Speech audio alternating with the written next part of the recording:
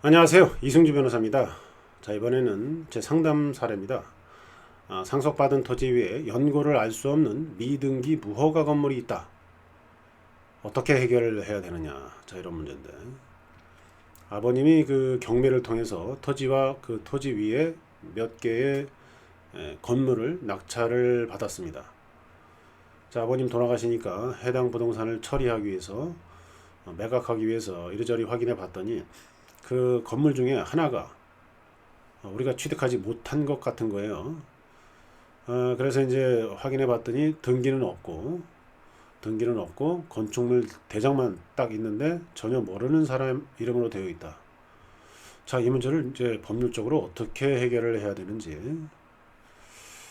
자, 이런 경우에는 변호사들은 이제 어떤 식으로 논리 구성을 하는지.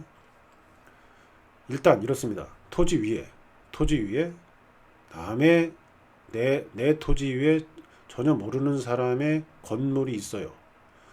자, 이거는 토지 소유자의 승낙이 없으면 철거 대상에 불과합니다. 왜 그렇습니까?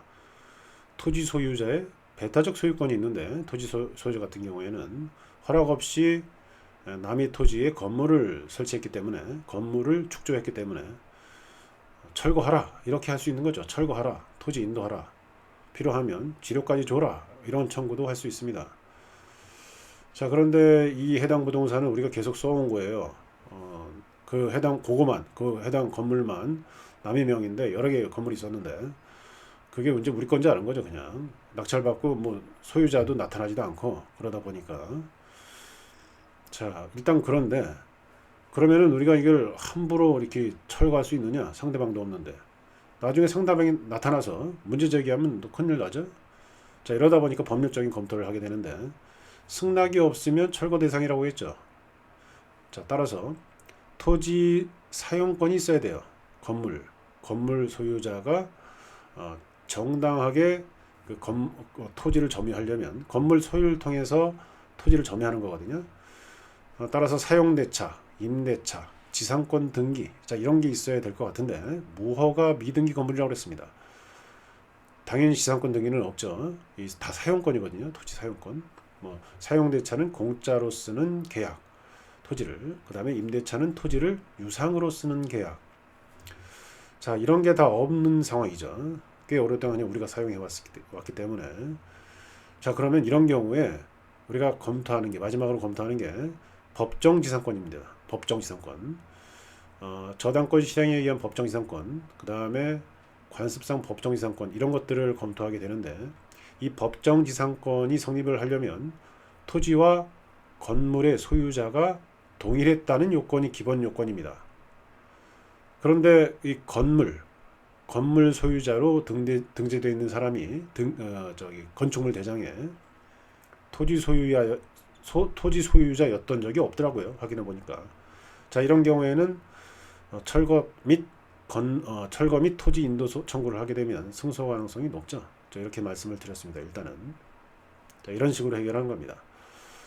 내 토지에 남의 건물이 있다. 철거 대상이다. 건물의 소유자는 건물을 소유함으로써 토지를 점유할 근거를 대야 된다. 사용대차 계약서를 제시하든가 임대차 계약서를 제시하든가 지상권을 주장하든가. 지금 사안이 전부 해당이 안 됩니다. 자, 그러면 법정지상권 여부가 검토되는데 법정지상권은 토지와 건물의 소유자가 동일했다가 달라져야 된다는 요건이 필요하기 때문에 건축물 대장의 명의자와 토지의 명의자를 비교해서 동일했던 사안이 없다면은 철거 청구 및 인도 청구 소송하면 승소 가능성이 높아진다. 자, 이렇게 해결된다는 거죠. 자, 이거는 법률적인 문제고, 이렇게 오래된 경우에는 행정청과 협의를 통해 이게 이제 철거될 여지도 있어요. 그런 문제들은 행정청에서 적극적으로 문의하시면서 해결할 필요도 있다. 자, 뭐 구체적인 내용까지 여기서 말씀드리면 좀 그렇습니다. 행정청마다 좀 달라요. 그리고 해당 행정청에 잘 말씀하시면 이게 해결되는 경우도 있는 것 같습니다. 자, 오늘은 상속받은 토지 위에 연고를 알 수 없는 미등기 무허가 건물이 있는데 어떻게 해결하는지, 사용대차, 임대차, 지상권 이런 게 없거나 법정 지상권 여지가 없다면 철거 및 인도 청구를 통해서 해결할 수 있다. 그런데 지금 추가로 또 하나 더 말씀드릴게요. 그 해당 그분이 전혀 연락이 안 되죠. 수십 년간. 자, 이런 경우에는 아마 공시송달에 의한 판결이 선고될 것 같고요. 이 공시송달에 의한 판결은 증거에 의해서 판단합니다.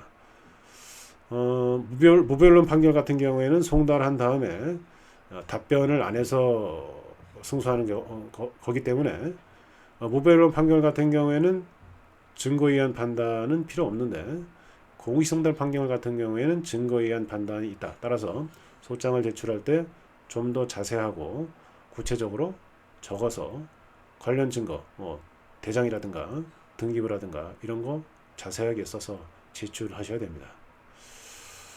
자, 감사합니다.